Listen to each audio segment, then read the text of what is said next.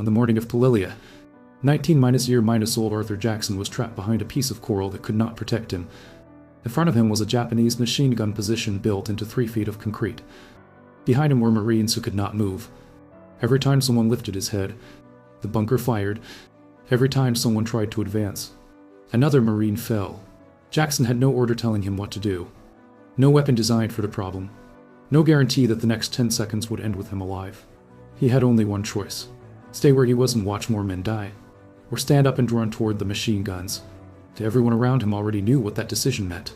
For 3 days, Jackson had watched the same impossible equation repeat itself. The Japanese positions were not exposed trenches waiting to be overrun. They were concrete fortresses hidden inside the coral ridges of Palilia. The defenders had built them so that every bunker protected another. A Marine attacking one position was immediately exposed to fire from the next. The Americans had tried everything they could without reaching the walls themselves. Rifles did nothing. Grenades bounced away. Direct attacks ended with bodies lying in front of the concrete. The problem was not defeating the enemy. The problem was reaching the enemy. And now Jackson's platoon was the next group trapped in front of the same impossible wall. The pillbox controlling their advance had stopped the entire movement. The longer it remained active, the more Marines would die, but attacking it meant crossing open ground directly into machine gun fire. Nobody needed to explain the risk. Jackson could see it. Every Marine could see it. The question was not whether someone should attack. The question was whether anyone would. Jackson tightened his grip on his Browning automatic rifle.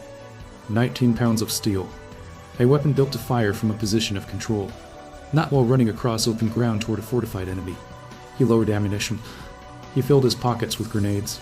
Then he made the decision that changed everything. Jackson stood up. He did not wait for permission. He did not wait for artillery.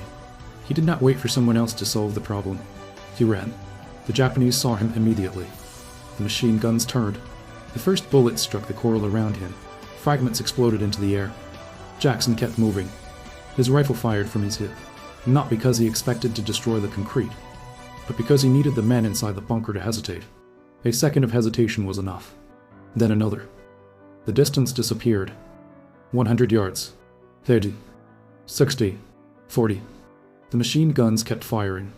Jackson kept running.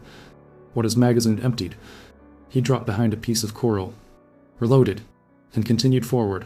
The decision that should have killed him had carried him closer. But surviving the first impossible choice created a new one. He had reached the bunker. Now he had to destroy it. At close range, the fortress that had seemed unbeatable revealed its weakness. The firing slit that allowed the Japanese to control the battlefield also limited their ability to fight someone standing directly beside it. Jackson reached the blind spot. The men inside could hear him. They could not shoot him. He pulled a grenade, dropped it inside. Then another. Smoke and fire poured from the opening. Japanese soldiers rushed out. Jackson fired. The first bunker went silent. For a moment, he had done what nobody believed possible, but the battlefield had not become easier. It had become larger. The bunker he destroyed was only one. 11 more remained. Jackson had a decision to make. Return to his platoon with a victory, or continue forward into a defensive system that now knew he existed. He chose to continue. The first bunker had changed the rules. The Japanese positions were no longer an untouched wall. They were vulnerable. Jackson moved toward the next position. He had spent 3 days watching the terrain, watching where the enemy could see, watching where they could not. Now that knowledge became his advantage. He crawled through the coral, used the ridges, moved through the spaces where the bunkers could not fire. The second position fell, then the third, then the fourth. Each victory removed one obstacle. Each victory created a larger responsibility. Because Marines behind him were moving now. They were following the path Jackson had created. Stopping was no longer only about his survival. His decision had become their opportunity. But the Japanese were adapting. They understood what was happening. One Marine was breaking apart a defensive network built to stop entire units. The defenders began concentrating their attention on him. The advantage Jackson had gained from surprise disappeared. The enemy had numbers. They had prepared positions. They had a communication system connecting the bunkers. Jackson had a rifle, a limited amount of ammunition, and a growing number of people depending on him. The next pillbox sat higher than the others. There was nowhere to hide, no blind approach, no easy solution. For the first time, Jackson could not rely only on movement. He needed another decision. A Marine rifle squad reached the area beside him. They saw the same bunker. They saw the same problem. Together, they created a choice the enemy had not expected. Jackson moved one direction. The Marines moved another. The defenders could not cover both. Jackson reached the position. His final magazine disappeared into the darkness inside the bunker. But the victory came with a cost.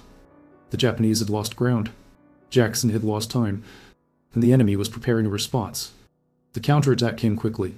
40 Japanese soldiers moved through the coral toward the gap Jackson had created. They were not charging blindly. They were organized.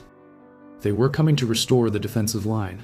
Jackson had spent the morning moving toward danger. Now danger was moving toward him. His ammunition was almost gone. The Marines with him were exhausted. The battlefield had returned the same question he had faced hours earlier. Protect yourself, or hold the ground others needed. Jackson chose to stay. The fight became a matter of seconds. Every bullet mattered. Every movement mattered. The Marines fired from the coral while the Japanese pushed forward. Then the battlefield changed again. The Marines Jackson had helped advance reached the enemy from behind. The counterattack was trapped. The defensive system that had held the Americans back for days was collapsing because one decision had created a weakness the enemy could not repair. But Jackson was not finished. 6 positions remained, and now he had to decide whether the responsibility he had accepted earlier still belonged to him. Minus by now. Jackson was wounded. His ammunition was low.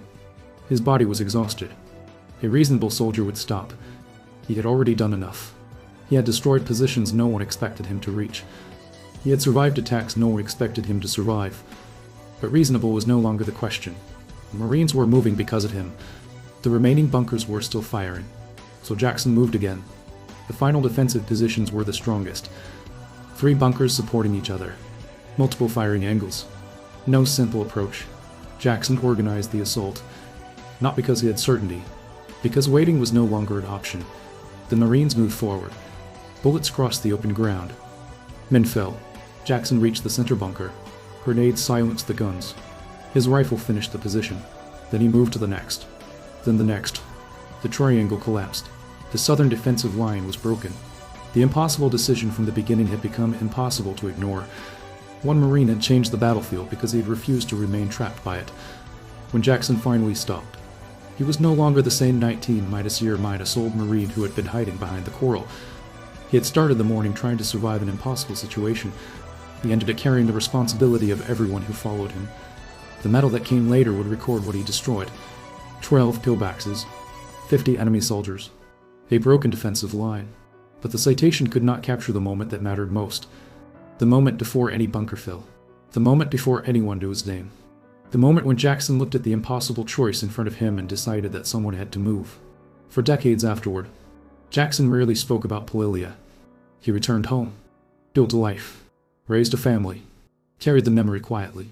The battle ended in 1944, but the decision stayed with him for the rest of his life.